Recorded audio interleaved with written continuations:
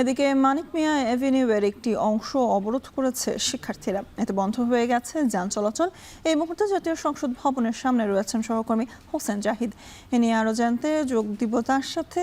জাহিদ, শিক্ষার্থীরা শেষ পর্যন্ত কি সিদ্ধান্ত নিয়েছেন বা নতুন কোনো কর্মসূচি ঘোষণা করেছেন কিনা, আর পথচারীদের দুর্ভোগ সম্পর্কেও বিস্তারিত জানাবেন।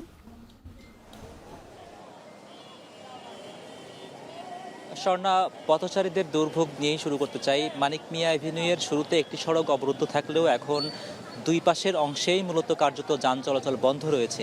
যারা ভুল করে ভুল পথে পা বাড়াচ্ছেন, অর্থাৎ শিক্ষার্থীদের দাবি অনুযায়ী যেহেতু সড়কটি অবরোধ করা হয়েছে, কাজে যারা আসলে এখানে এই পথে এখনও চলাচল করার জন্য আসতে চাইছেন তারা তীব্র বাধার মুখে পড়তে হচ্ছে এই শিক্ষার্থীদের।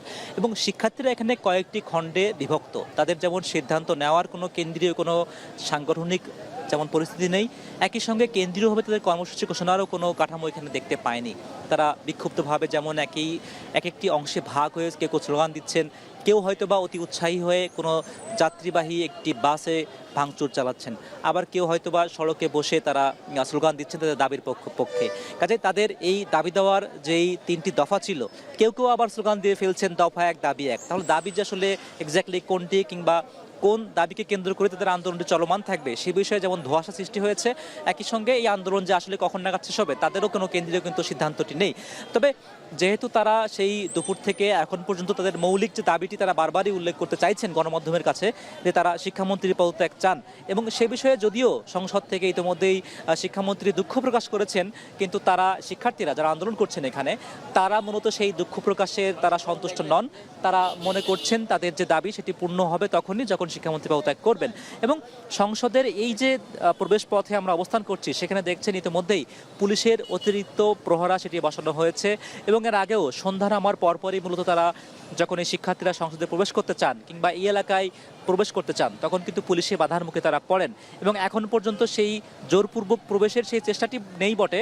তবে পুলিশের যেমন সতর্ক পাহারা রয়েছে, একই সঙ্গে অপরদিকে শিক্ষার্থীদের যে আন্দোলন করার যে সকল কর্মসূচিগুলো ছিল সেগুলো কিছুটা এখনও কিন্তু দৃশ্যমান রয়েছে। যদিও তাদের এই আন্দোলনকারীদের উপস্থিতির সংখ্যা যেহেতু 200 মতোই হবে, এবং এই বৃহৎ সড়ক অবরোধ করতে গেলেও যে পরিমাণ শিক্ষার্থী প্রয়োজন সেটিও কিন্তু একটি ভারসাম্যের তারতম্য দেখা দিয়েছে। কাজেই সেই শিক্ষার্থীদের অবরোধকে উপেক্ষা করে কেউ তাদের চোখ এড়িয়ে, কেউ তাদের অবরোধকে উপেক্ষা করে গন্তব্যে ফিরছেন, বাসায় যাচ্ছেন। তবে বাস কিংবা গণপরিবহন এই ধরনের পরিবহন একেবারেই চলতে পারছে না।